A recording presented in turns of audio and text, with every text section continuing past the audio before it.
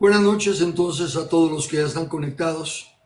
Quiero hacer, como dije anoche, un pequeño resumen del tema, fundamentos, mejor dicho, regresando al orden de gobierno en la iglesia.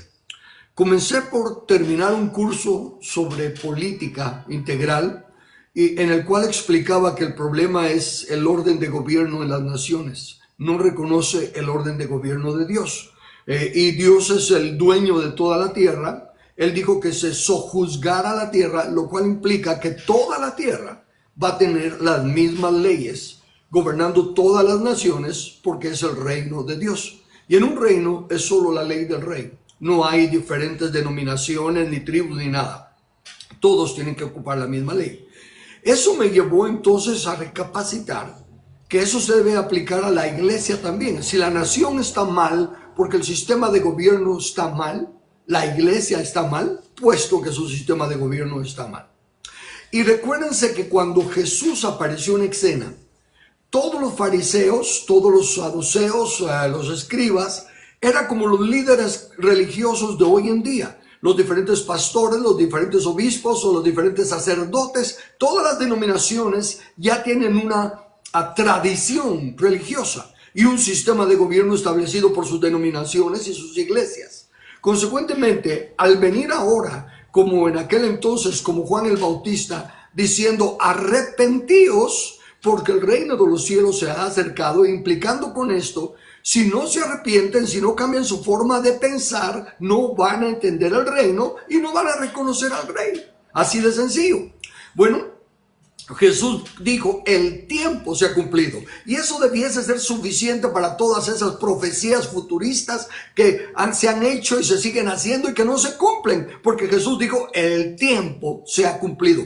Todo lo que estaba profetizado del llamado Antiguo Testamento hasta la venida de Jesús se cumplió. Ya no hay anuncios, no hay profecías, no hay señales, no hay nada futuro.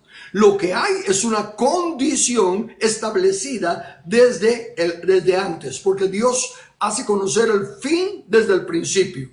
Y la condición es siéntate a mi diestra hasta que tus enemigos sean puestos por estrado de tus pies. En el estudio anterior ya mostré que las puertas significan lugares de gobierno y los enemigos no son el diablo que ya está vencido, ni son seres humanos, pero sí son los sistemas de gobiernos. Entonces el presidente es nuestro enemigo, los diputados son nuestros enemigos, no las personas, la función, las leyes injustas que se levantan contra el trono justo de Dios. Eso nos trae a que es lo mismo ahora con los líderes religiosos. Tenemos tradiciones, tenemos un montón de ideas ya tan aferradas que cuando aparecen estas verdades, mejor dicho, cuando empezamos a ver estas verdades que han estado ahí desde el principio, pero estaban veladas, teníamos el velo puesto delante de nuestros ojos. Cuando aparece esto, nos vemos en la misma condición que los fariseos, los escribas, los saduceos, buscando excusas para no aceptar el escrito está. Las pruebas bíblicas a lo largo del libro de los Hechos y luego con ciertas epístolas nos confirman que Jesús delegó la autoridad solo a los 12 apóstoles del Cordero. Toda autoridad para que sea legítima en nuestros días, de alguna manera tiene que conectarse a ellos. Si no se respeta el escrito está de los apóstoles y los profetas del llamado Antiguo Testamento, no se está en la doctrina sana. Si no se respeta el escrito está, que en ninguna parte de la Biblia pone a un líder después de Jesús. Antes de Jesús, Moisés era líder, Abraham era líder, David era líder, los jueces eran líderes. ¿Por qué? Porque que no se había restaurado el orden de gobierno. Jesús no había recuperado lo que se había perdido, que era la comunión con Dios y consecuentemente la autoridad delegada. Pero una vez venido Jesús, se acabaron los líderes. Ya no hay ningún traidito de la película. De ahí en adelante, todo es en equipo. Y Él mismo nos dejó el ejemplo al buscar a 12 y establecer con ellos un equipo de trabajo. Y aún entre esos 12, habían 3 que eran los cercanos a Él, pero no estaba trabajando solo. Cuando ya resucita y dice, toda potestad me es dada, y entonces revive la comisión original. Dice, por tanto, y haced discípulos a las naciones. Porque la comisión original, Génesis, es sojuzgar la tierra. Dios es inmutable y no ha cambiado y no va a cambiar su comisión de sojuzgar la tierra y señorear sobre la creación. Y entonces en el libro de los Hechos vimos que la autoridad descansa sobre los apóstoles y que ellos la delegaron a un grupo de ancianos en cada iglesia local.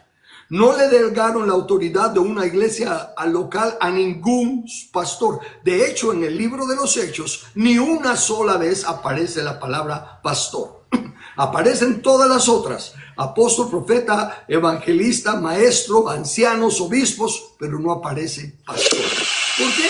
Porque el entendimiento del pastorado hoy en día está totalmente equivocado. Y es ¿qué? Un ejemplo claro de la rebeldía contra Dios. Porque si Dios dijo lo único bueno era que el hombre no estuviera solo en un contexto de trabajo, y el pastor es la cabeza en un contexto de trabajo, está usurpando la autoridad de Dios. Está desobedeciendo a Jesús, que es la única cabeza. Todos en el cuerpo somos iguales.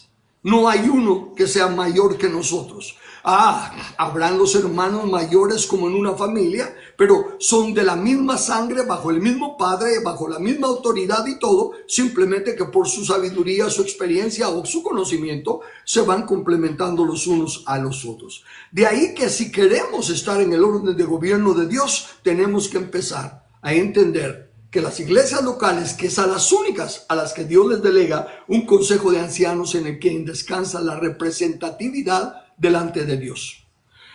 Luego, cuando asciende a lo alto, lleva cautiva la cautividad y envía dones, da dones a los hombres. Y ya vimos que los dones son los dones de apóstol, profeta, evangelista, pastor y maestro a varias personas, para que en todas partes del mundo donde se esté predicando a Cristo, haya un equipo que mantenga la doctrina sana, la doctrina de los 12 apóstoles del Cordero, y así es como llegaremos todos a la unidad de la fe. Mientras haya el montón de denominaciones, el montón de diferentes iglesias y diferentes equipos, no llegaremos a ningún lado. Seguiremos y seguiremos hasta que se levante una generación que le crea a Dios y que respete el escrito está.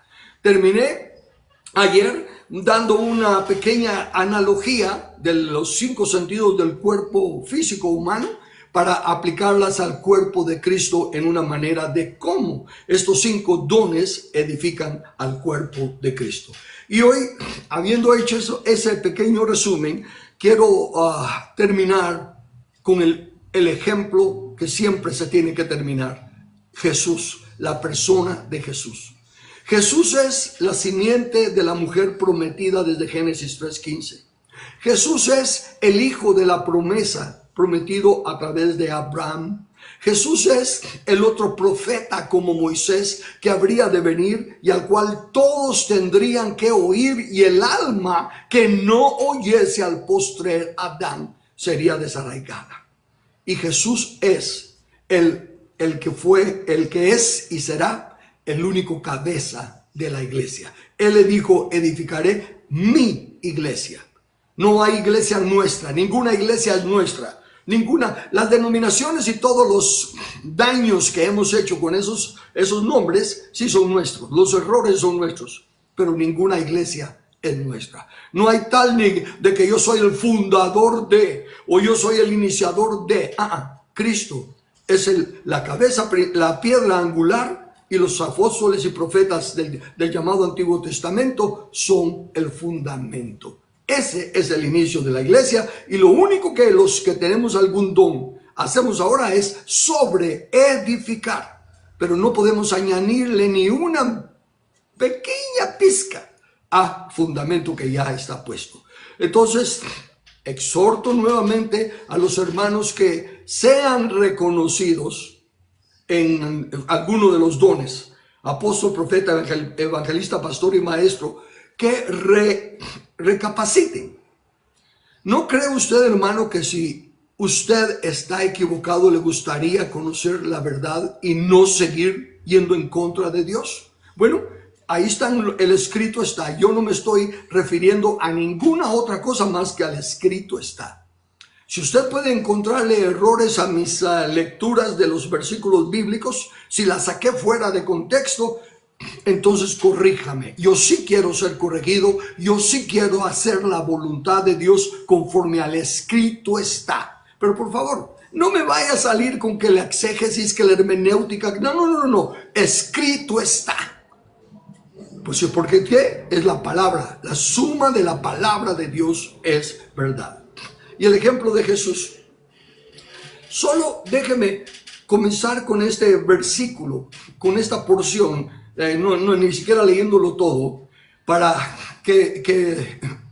poner como base, como he dicho, Pedro dice, presentad con mansedumbre la esperanza que hay en vosotros, defensa de la esperanza que hay en vosotros. Entonces le voy a presentar los versículos ahora que siguen siendo mi defensa para decir que necesitamos trabajar en equipo.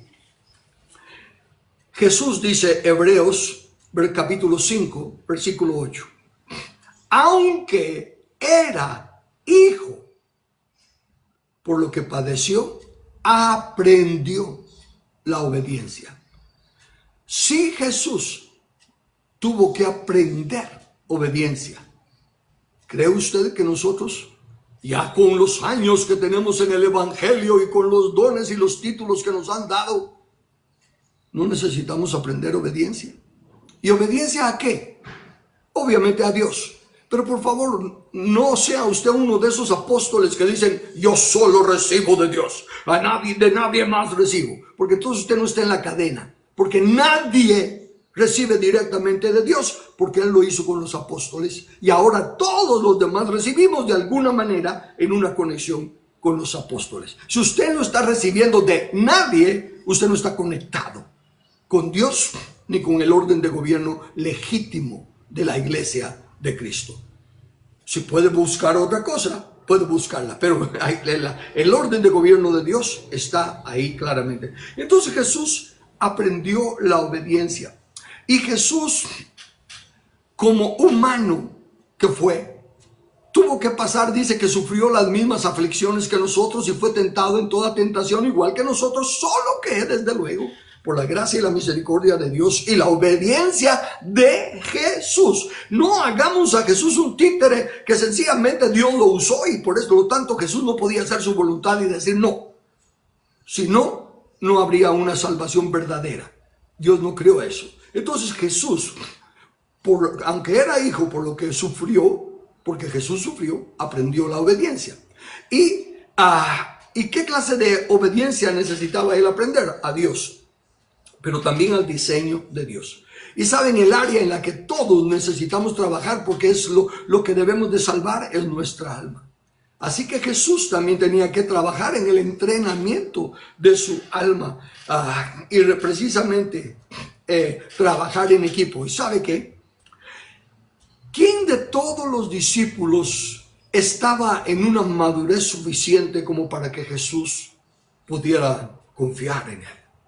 Porque nosotros los ministros tenemos necesidades y todo, pero no hay personas a las que podamos confiarle plenamente, porque no están a nuestra altura. Obviamente espero que se dé cuenta que es un sarcasmo, que no creo nada de eso. Y sigo con Jesús. Claramente Él manifestó tal sumisión al Padre, pero que se tenía que evidenciar en trabajar en equipo. ¿Y cuál es el entrenamiento que Jesús necesitaba? El entrenamiento de su alma. ¿Y qué mejor forma de entrenar su alma? Un Padre tan amoroso, pero tan recto y tan sabio, que dándole a 12 discípulos que tenían unas características muy especiales, que eso estaban trabajando el alma de Jesús. Él tuvo que aprender a amarles, a pesar de que no le llegaban ni al tobillo, a pesar de que eran sumamente inmaduros y tardos de aprender, que por más que les decía, no lo captaban. Pero el Padre los escogió para Él. Y por lo tanto, él caminó con ellos a sabiendas de que uno de ellos era Judas. Imagínense eso. Mira, hay uno ahí que va a traicionarte, que va a engañarte y todo lo demás y todo. Pero en el diseño del Padre está establecido que la única forma de hacer su voluntad va a ser pagando el precio. Y si todos me aman, ninguno me va a traicionar para que yo pueda hacer la voluntad del Padre. Así que aún en eso, conociendo la traición, y no hizo ninguna acepción en el trato de él con los demás discípulos. A los 12 los trató por igual.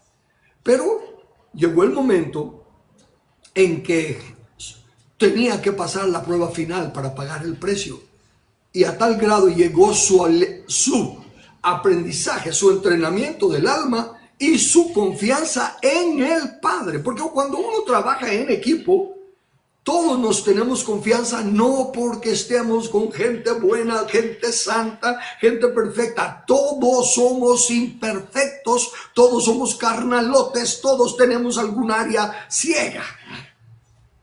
Pero creemos que si Dios nos pone a trabajar en equipo, precisamente es para que hierro con hierro se agucen y aprendamos a confiarnos. E insisto, no por nuestros propios méritos. Confíen en mí, hermanos, porque yo soy un hombre de palabra. No por eso. Confíen en mí, porque a pesar de todos mis errores, si Dios en su soberana voluntad nos ha puesto a trabajar en equipo, Él puede usarnos con nuestras debilidades, conforme nuestro corazón se mantenga para con Él. ¿Cuánto más vamos a ayudarnos sabiendo que los que estamos en este grupo, en este equipo local, tenemos la misma meta y el mismo Dios nos está comisionando? ¿Y qué hizo Jesús? En Mateo capítulo 26, versículo 37, dice: y tomando a Pedro y a los 2 hijos de Zebedeo, comenzó a entristecerse y a angustiarse en gran manera. No encuentro palabras para explicar eso. No lo que pasó, sino el hecho ese de que al compararme y a otros de nuestros días, ¿qué confianza tiene usted, amado pastor, de manifestar su debilidad, su angustia, su tristeza? ¿Qué equipo de trabajo tiene a su nivel en el cual usted se pueda recostar en sus hombros y decir: estoy angustiado, necesito ayuda, quédense conmigo? Ese ejemplo lo dio Jesús. ¿Creemos nosotros, los que tenemos el privilegio de ya tener años y de tener alguna posición, algún don, que por la misericordia de Dios, no por mérito nuestro? O sea que nosotros no tenemos ningún don. Yo no tengo don de apóstol, yo no tengo don de profeta, yo no tengo don de maestro, yo no tengo nada. El Señor usa un don a través de esta vasija de barro. Pero entonces, ¿cómo voy a compararme con las demás personas que trabajo usando el don para ver que yo soy mayor que ellos, porque yo soy apóstol, yo soy evangelista, yo soy pastor, yo soy maestro, yo soy? No, el don no es suyo. El don no lo amerita a usted. El don no lo hace más espiritual. Lo que lo hace espiritual es cuánto ha aprendido a confiar a Dios con el equipo de trabajo que Él quiere que usted trabaje, en donde usted sea uno entre iguales. Así como Dios nos dejó el ejemplo, que es uno, a pesar de que hay 3, pero son 3 iguales. Por eso es que solo uno. Bien, entonces Jesús es el ejemplo. Y solo tenía él en el diseño de Dios 3 años, ¿verdad? Porque comenzó su ministerio a los 30 y en 3 años y medio estaba terminando. El elemento principal que Jesús usó para desarrollar esa confianza y esa clase de relación con sus discípulos radica en respetar el orden de gobierno de Dios. Mire, si Dios me está diciendo que no debo trabajar solo, es obvio que tengo que aceptar de los que Él me está trayendo. O bueno, voy a aceptar que tal vez de alguna manera yo digo, ese hermano parece que quiere servir a Dios, se mira que es respetuoso el trato de su familia y esto y lo otro, me voy a acercar a él a ver si él si tiene algún deseo, se anhela obispado, ¿verdad? Y para empezar, bueno, que empiece como un hermano mayor apoyándome y todo. ¿Y cómo voy a lograr que él se desarrolle? Déjeme hacer un paréntesis aquí a los que tenemos algo, otra vez más, perdónenme que use la palabra tenemos. La tradición es tan fuerte, yo estoy consciente de ella, pero se me va. A los que somos instrumentos de Dios en algún don, no midamos a las demás personas por el don de Dios que hay en nosotros.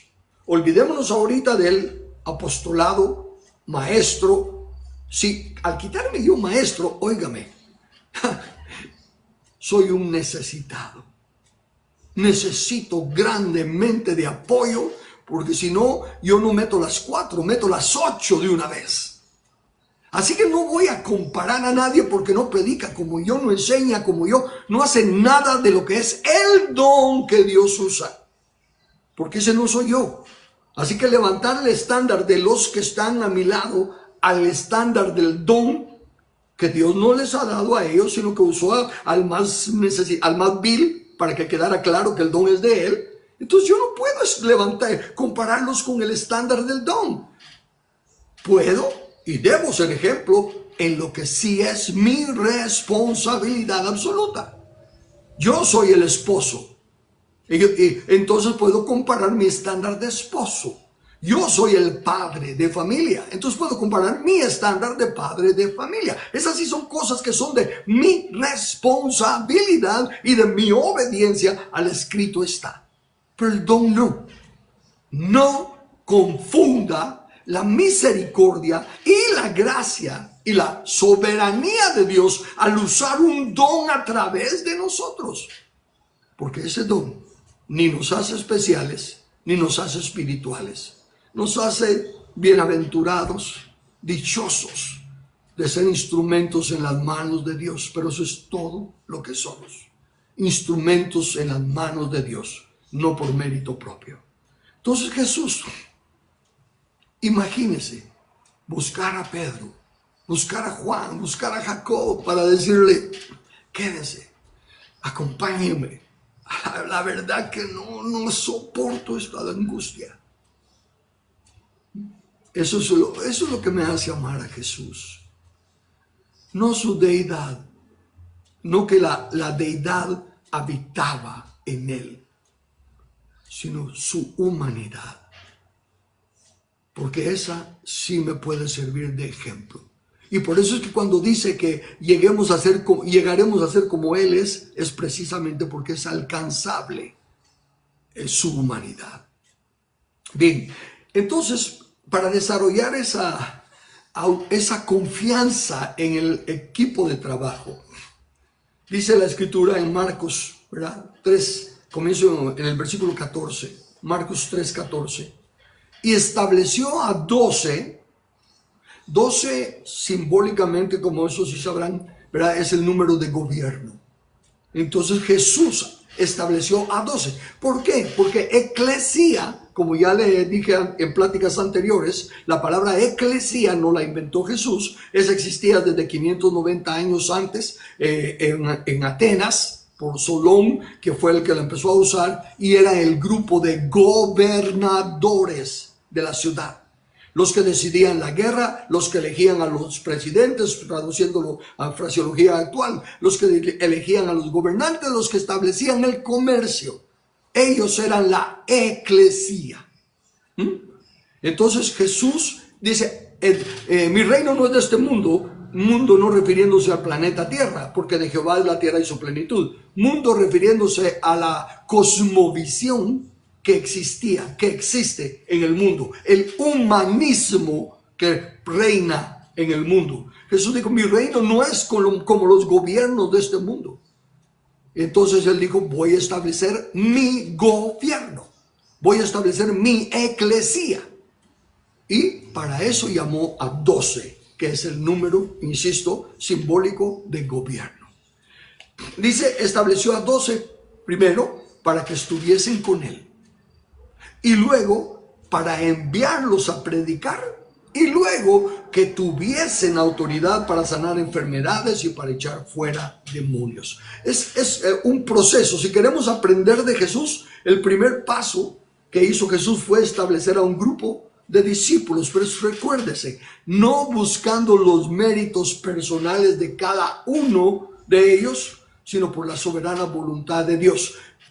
Cada vez que leemos requisitos en la Biblia, no leemos que conozca mucho de esto, que tenga título de esto, que se haya graduado de esto, sino que siempre va al carácter de la persona, a lo que son valores, principios y valores ético-morales. Si el carácter de la persona no está bien, todos los títulos son papeles que son basura. Por el contrario, son peor que basura, porque los hacen pensar que son algo cuando no son nada. Entonces Jesús estableció a 12 buscando la voluntad del Padre. Pasó toda la noche orando. Y cuando el Señor le dijo, quiero a este, a este y a este, en la mañana se levantó y empezó a nombrar a los apóstoles. Otra recomendación, amados hermanos, que están trabajando solos.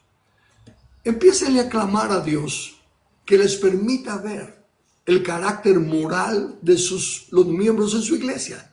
Y se va a sorprender que tal vez tiene personas que estudiaron en el seminario, que tal vez tiene personas que estudian en institutos bíblicos y todo lo demás. Qué lindo, qué lindo, porque ellos conocen Biblia y pueden platicar y todo. Pero se va a encontrar que hay personas que no tienen ningún título, que no han estudiado teología ni nada, pero que Dios les va a mostrar, wow, el carácter de ese hermano.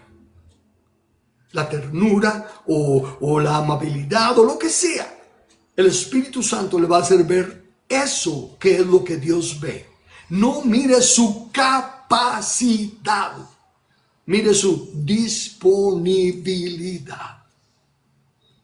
Porque al corazón dispuesto, Dios lo usa y lo capacita. Entonces lo primero que Jesús busca e hizo fue establecer un grupo. Lo que nosotros tenemos que hacer es aceptar, comenzar por ahí, humillarnos ante la poderosa mano de Dios y decir, Señor, yo no había entendido que tú quieres que trabaje con otros al mismo nivel que yo, sin importar si su conocimiento es tanto como el mío o si su capacidad de predicar o de enseñar es tanto como la mía.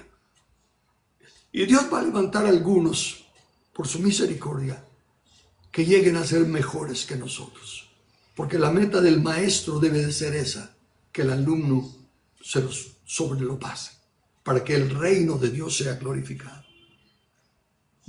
Entonces lo difícil era cómo transmitir a sus discípulos su fe, su pacto y compromiso, su relación con Dios el Padre, su dependencia plena del control de Dios. La teoría es buena, necesitamos leer, estudiar, aprender, pero la vivencia es lo principal. Nosotros somos libros abiertos, leídos de todos los hombres, somos cartas abiertas. Entonces, la única forma que vamos a poder transmitirle a este grupo de hermanos que los valoramos, que creemos que Dios los quiere usar y nos da a nosotros el privilegio de ser uno de sus colaboradores, va a ser viviéndolo, dándonos a conocer como somos, no pretendiendo ser una cosa, o aunque no sea pretensión, pero no queriendo, cuando estamos hablando de cosas de la iglesia, pues vamos a tratar cosas. No, ser el mismo. En la iglesia, en la casa, en el negocio, en todo. La única forma que vamos a poder esperar que ellos nos tengan confianza. Ese primero ven transparencia. En la ilustración de transparente, ¿no? Un vaso de cristal es transparente. ¿Por qué? Porque los de afuera pueden ver lo que hay adentro. Y eso es básicamente lo que está diciendo ahí. Que conozcan ciertamente nuestros defectos, porque necesitamos otros que miren nuestra espalda. Podemos estar bien trajeaditos por delante y tener una gran mancha en la espalda. Necesitamos a alguien que cubra nuestra espalda y que nos llame la atención. Y por el otro lado, no tenemos que pretender. Somos lo que somos y los hermanos pueden ver nuestras áreas fuertes y buscar nuestro apoyo para fortalecerse, y nuestras áreas débiles y mostrarnos su apoyo para fortalecernos. Entonces, eso es vivencia. Por eso Jesús, el segundo paso que Jesús usó después de llamar a los discípulos fue que estuviesen con él. Y permítame, por favor, aquí sí, aclarar algo. El principio es que estén con él, pero no pueden estar con nosotros en la calidad de vida y tiempo que estuvieron con Jesús. Las condiciones en ese aspecto sí cambian. Si tuvieran que llenar ellos y nosotros los requisitos de estar todos los días con ellos, ninguno calificaría, ni nosotros. Al menos yo no podría estar todos los días con alguien, con un grupo, para discipularlo. Pero acomodándonos al tiempo y a las circunstancias, lo que sí requiere es que ahora, con la facilidad de los medios de comunicación como estos, ¿verdad?, podemos estar en contacto todos los días si es necesario. Porque si nos hemos puesto de acuerdo que vamos a hacer esto y lo otro, y llamarnos, oye, de acuerdo a aquello que dijimos que esto y lo otro. O sea que el punto es que haya esa apertura, que cuando te busquen te encuentren, ¿verdad?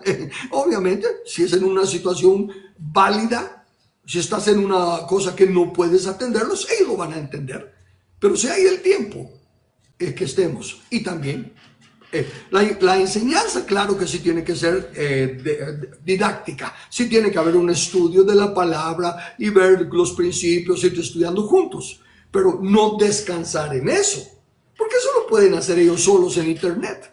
Y agarrar a un montón de maestros y todo. Pero si queremos ser un equipo, que estamos caminando con la misma visión, con el mismo entendimiento de las Escrituras, hacia la misma meta, la enseñanza la tenemos que desarrollar entre nosotros. Claro, habrán, por la gracia y la misericordia de Dios, muchos más que sí entienden como entendemos nosotros, aunque no los conocemos. ¿Se recuerda cuando Elías pensó que él era el único? Era Señor, solo yo he quedado. Y el Señor le dijo, hay 7,000 que no han doblado las rodillas. Pero Elías no los conocía. Y desde entonces yo he tomado la frasecita para mí que le digo, Señor, ¿dónde están los 7,000? Muéstrame algún otro para ir trabajando. Y gracias a Dios sí los hay. Sí los hay. Entonces también tiene que haber esa apertura para nosotros. No necesariamente tiene que ser una pirámide denominacional, ¿verdad? Pues ese concepto de que si no estamos bajo la cobertura de un apóstol. No, hemos caído en esos errores y en esas limitaciones. Pero lo que necesitamos es estar abiertos a que Dios nos ayude poniéndonos en contacto con algunos que tienen don de apóstol, con algunos que tienen don de profeta, con algunos que son usados, ¿verdad? No cuando digo que tienen, que son usados como evangelistas, que son usados como maestros, que son usados como pastores, pero en los dones del Nuevo Testamento, del llamado Nuevo Testamento. No querer examinarlos a la luz del llamado Antiguo Testamento, porque ninguno va a llenar ese requisito. No existen profetas como los del Antiguo Testamento, no existen apóstoles como el llamado Nuevo Testamento. Los 5 ministerios, los 5 dones establecidos por Cristo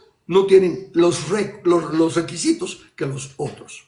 ¿Y cómo lo vamos a saber? Bueno, invitamos a este hermano que hemos platicado y todo, y tenemos una buena relación y lo invitamos a predicar. Y conforme él está predicando, dice, ¡ala! Que claro pone las Escrituras y todo. Y empieza entonces a nosotros, un maestro, o lo es, o un potencial. Y luego si otro habla y está siendo muy claro en las escrituras, pero llamándonos la atención a que seamos más responsables, que miremos que antes de exigir algo o requerir algo, lo tenemos que vivir y ser hacedores, no solo predicadores y todo. Y entonces, es un hombre que se enfatiza la justicia, característica de un profeta, ¿verdad? Que está velando por la justicia de Dios. Y así sucesivamente. Y si nosotros los vamos aceptando como tales, Dios nos va a ir bendiciendo con la bendición de los tales que nosotros vamos reconociendo. Y si tal vez no tienen un don, si no es un don, pero al menos caminan en la misma línea de estar sujetos a la verdadera autoridad de los 12 apóstoles, vamos a ser edificados. Pero es aquello de que no, nosotros solo de nuestra denominación, porque no, su denominación no es nada. Y si se quedan solo con su denominación, no van a pasar de chincha, como dicen, de chicha a limonada. No, eso no cambia. Necesitamos la multiforme gracia de Dios y la multiforme sabiduría de Dios. Entonces tenemos que estar conscientes que necesitamos escuchar de otros. Ahora sí, yo lo sé, hay una gran variedad ahora con todos estos medios de TikTok y de todas las demás plataformas y todo lo demás. Pero sí tiene que haber un filtro. Y el filtro es aquellos que están de la congregación donde yo me estoy reuniendo, la visión que me han mostrado, si es conforme al escrito está, esa debe ser mi filtro para todos los otros que oiga. A ver cómo van en ese filtro del escrito está. Esos que sacan un versículo y de ese versículo sacan 80,000 lecciones, no es que sean sabios y tremendos y espirituales, es sencillamente que no entienden que es la suma de su palabra la que es la verdad. Todo tiene que estar en armonía, porque el Dios inmutable solo tiene un mensaje. Que sea multiforme es otra cosa, pero es el mismo mensaje. No cambia el mensaje. Entonces Jesús llamó a 12 primero para que estuvieran con él. Luego, después de un tiempo de estar con él, los envió a predicar y a enseñar. Eso lo podemos hacer en nuestras iglesias locales, empezar a aquellos con los que estamos considerando trabajar y todo, y darles la oportunidad en algunos estudios de la Biblia o algo así, para que ellos vayan aprendiendo a desenvolverse, porque aún teniendo un don de Dios, nuestra carne y nuestra limitación limita el don.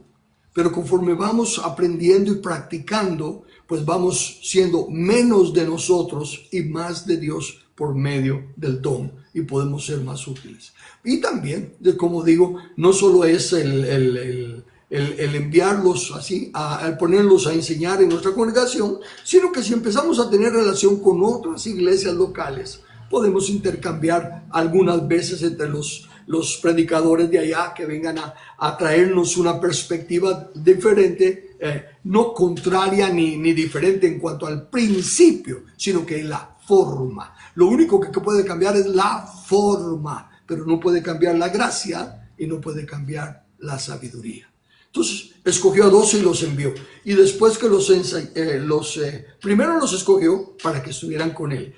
Vivencia. Después les dio la oportunidad y luego les dio el poder, la autoridad. Ya pudo delegarles autoridad, y al delegarles autoridad y ya los hizo unos con él, ya pudo decirles: mi alma está angustiada. Fue un proceso, sí es un proceso, pero si estamos conscientes que Jesús, el único varón perfecto que ha existido, lo hizo, cuanto más nosotros, que también estamos saliendo de la imperfección como los otros salieron.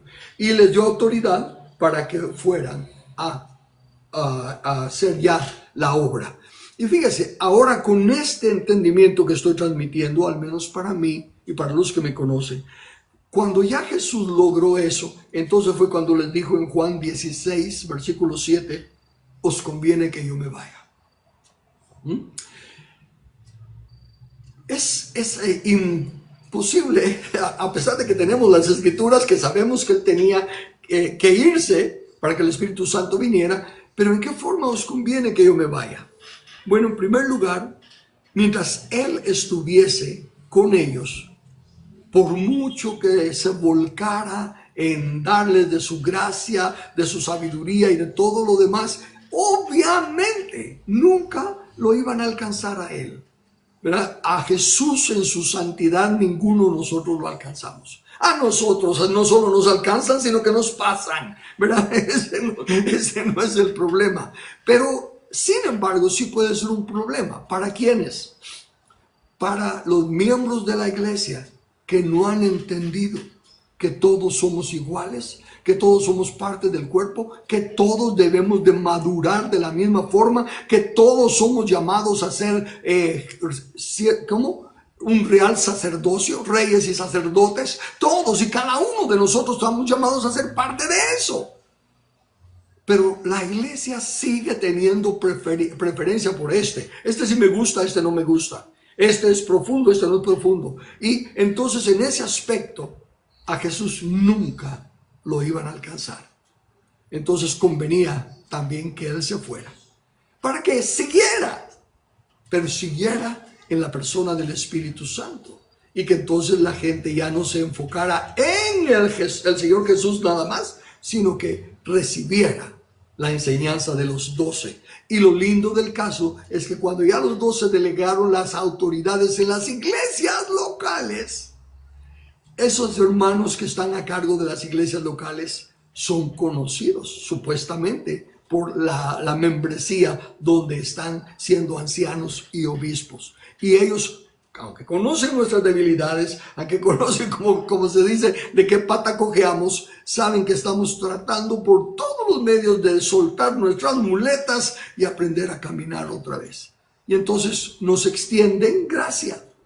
Dios nos da gracia en ellos o ante ellos para que con el favor de ellos podamos seguir siendo sus líderes y ellos reconozcan que por diseño de la Biblia, diseño de Dios, es que tenemos la autoridad, no por mérito propio. Hay personas mucho más inteligentes que nosotros. Hay personas mucho más educadas en cuanto a cultura que nosotros. Hay personas más pudientes financieramente que nosotros. En fin, hay tanto que en lo que nos pueden sobrepasar. ¿Por qué somos nosotros la autoridad? Porque Dios nos la delegó y ellos reconocen que es por mérito de Dios, no por mérito propio, que estamos en el puesto que estamos. Bien, esos son los pasos que Jesús dio en el desarrollo de su liderazgo y dejar ya establecido un orden de gobierno que se puede reproducir en todo el mundo y que se debe reproducir en todo el mundo. Veamos un poquito a los apóstoles, solo así rapidito. Ellos habían nacido en el judaísmo, conocían la Torá, la ley, y sabían las oraciones y todo. Sin embargo, había algo diferente en Jesús. Y le dijeron, Señor, enséñanos a orar. ¿Verdad? Tú no oras como nos enseñaron los levitas, porque dice que cuando Jesús hablaba y enseñaba, lo hacía como el que tiene autoridad, y no como los fariseos, que solo tenían título y forma, pero no carecían de la esencia, carecían de la autoridad. Y también habían aprendido desde el tiempo de Moisés, que Moisés nombró a jefes de 10, a jefes de 50, a jefes de 100 y jefes de miles, ¿verdad? Ok, entonces ellos tenían sus disputas, ¿quién va a ser el más grande entre ellos? ¿Verdad? Y fue cuando Jesús les dijo, si yo siendo el maestro os he lavado los pies, vosotros también debéis hacer lo mismo. En lugar de estar viendo quién va a quedar arriba, bajar y servir a los demás, porque el que sirva más eventualmente va a ser el mayor. Porque en el cuerpo, en el gobierno de Dios, los gobernantes están para servir a los gobernados. Marcos no nos dice el tiempo que pasó entre que estuvieran con Jesús y luego los enviara, pero el punto es un proceso claro que está en la Biblia. Y cuando Pablo habla de conocer a Jesús, ya no se refiere a conocer teóricamente, como los griegos, que todo es intelecto, intelecto, intelecto, intelecto, sino que conocer como los hebreos, que es vivencia. Conocer algo es experimentarlo, es vivirlo. Bien, con eso termino. este estudio de restauración del orden de gobierno en la iglesia, obviamente mi oración es que cada uno en su privacidad, en su soledad, se ponga delante de Dios. No deje que estas palabras caigan en saco roto. Tampoco juzgue al profeta, al mensajero. Juzgue la palabra. Y usted mire si en realidad he leído lo que dice la Escritura o si son locuras mías. Pero no deje de hacer la autoevaluación, porque no quisiera usted saber que si estamos equivocados hay una forma de corregirlo.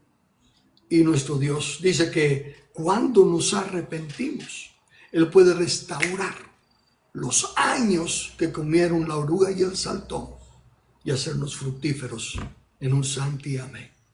Así que, amén. Preguntas y comentarios. Solamente tengo una pregunta. La Biblia nos habla de dones, los dones del Espíritu Santo, y entendía que estos pues eran ministerios, pero he estado escuchando en las últimas lecciones que también les llamas dones, el don de maestro, el don de profeta. ¿Cuál sería el correcto? Fíjate que desde mi perspectiva te respondo. Yo decía los ministerios, y de hecho en el libro lo escribí ministerio. Lo hago porque me he dado cuenta que ahora la iglesia se ha llenado de ministerios. El ministerio de danza, el ministerio de alabanza, el ministerio de las mujeres, el ministerio de los hombres. No hay ministerios a menos que estuviéramos usando la palabra ministerio en su sentido de servir, ministrar. En ese aspecto todos somos ministros. ¿Por qué? Porque todos somos servidores. Pero cuando le ponen la connotación de que es algo especial, ya por eso es que estoy tratando de quitar de mi vocabulario la palabra ministerio. Y en este caso específico está fácil porque dice claramente que Jesús, subiendo a lo alto, dio dones a los hombres. Y los dones que Dios le dio a los hombres no es el don de profeta, sino que es esa capacidad, esa gracia de apóstol, profeta, evangelista, es lo que le está dando a la iglesia. ¿Por qué? Porque si yo soy maestro, para mí, gloria a Dios, qué lindo es estudiar la Escritura, pero no iba Dios, no iba Cristo Jesús a darme a mí el don de maestro para que yo me desgoce con el don de maestro solito yo, sino que para que yo me convierta en un don de Él a la iglesia. Por eso es que digo que el don no me hace más espiritual ni mejor cristiano, porque no es naturaleza mía. Es la gracia de Dios. Pero ¿para qué es el don? Tú sí sabes eso porque lo he enseñado mucho. Si tengo el don de sanidad, obviamente no es para mí, es para los enfermos que se van a sanar, que Dios va a sanar por medio de mí. Entonces, de igual manera, si tengo el don de maestro, no es para que yo me vuelva un cabezón, sino para que enseñe a la congregación. Y esa es la razón. Una larga respuesta para una pregunta corta, pero esa es la razón. El mensaje, Carlitos, muy, muy interesante, sobre todo por el hecho de que nos confronta a cada uno de los que decimos ser seguidores de Cristo, de estar conscientes que somos un cuerpo. Lo que decís vale oro, decir yo no puedo suponer que yo recibo solo de Dios directamente, porque para eso Dios diseñó un cuerpo, para que unos interactuemos contra otros. Lo que decís es sabio, el hecho de que uno no tiene un don para el servicio de uno mismo, como dice un dicho, el sol no calienta para sí mismo, el sol calienta para que los demás aprovechen. Entonces, la idea es que entiendo yo, es que como parte del cuerpo de Cristo necesito recibir de alguien más para crecer y al mismo tiempo tengo que utilizar los dones que Dios me dio a mí para edificar a otros. Es la única forma en la que existe, y sobre todo otra cosa que dijiste muy interesante, es que nadie puede yo no puedo darme un balance a mí mismo porque según yo lo que estoy haciendo es correcto. Nadie en su sano juicio va a hacer algo sabiendo que es incorrecto, diciéndose llamar siervo de Cristo. Pero si yo hago algo malo, tengo a mis hermanos que me pueden señalar si algo no está caminando bien, porque puedo estar equivocado, como dijiste bien. Yo puedo estar de frente, me puedo ver que también vestido estoy, pero lo que está sucediendo a mis espaldas no lo puedo ver. Y eso es definitivamente verdad, pero el punto importante ahí también es otro, la humildad y la receptividad, porque yo tengo que estar consciente que no soy infalible, que puedo equivocarme, puedo ver mal las cosas, y mi madurez es la que me va a permitir escuchar a mis hermanos, evaluar y cambiar lo que tenga que cambiar, definitivamente. Pero eso necesita humildad para que mientras yo acepte lo que me digan, me ayude a crecer. Una vez le decía a los hermanos hace mucho tiempo, yo les decía, miren hermanos, yo estoy consciente que como humano puedo equivocarme. Si ustedes me aman, definitivamente me deben llamar la atención cuando vean que yo hago algo que no debo hacer o que digo las cosas como no debo decirlas. Porque si ustedes me llaman la atención y yo me pongo mis moños, solo estoy dándoles la razón de que soy un carnalote. Así que si me aman, por favor, corríjanme, ayúdenme para salir adelante. Y que esa parte, hasta cierto punto, me dio mucha credibilidad delante de ellos, porque sabían que una persona honesta hasta donde podía y que recibía también. Era capaz de recibir y de corregir las cosas y de pedir perdón cuando era necesario. Pero el punto importante y que estoy clarísimo es que somos parte de un cuerpo. Mientras permanezco en ese cuerpo, la sangre de Cristo pasa por mí y sigue hacia los demás. Recibo bendición, doy bendición. ¿Verdad? Muy bonito tu mensaje, te agradezco mucho. Creo que eso queda mucho más claro para todos los que tuvimos la bendición de escucharte, Carlitos. Muchas gracias. Gracias, Andrew.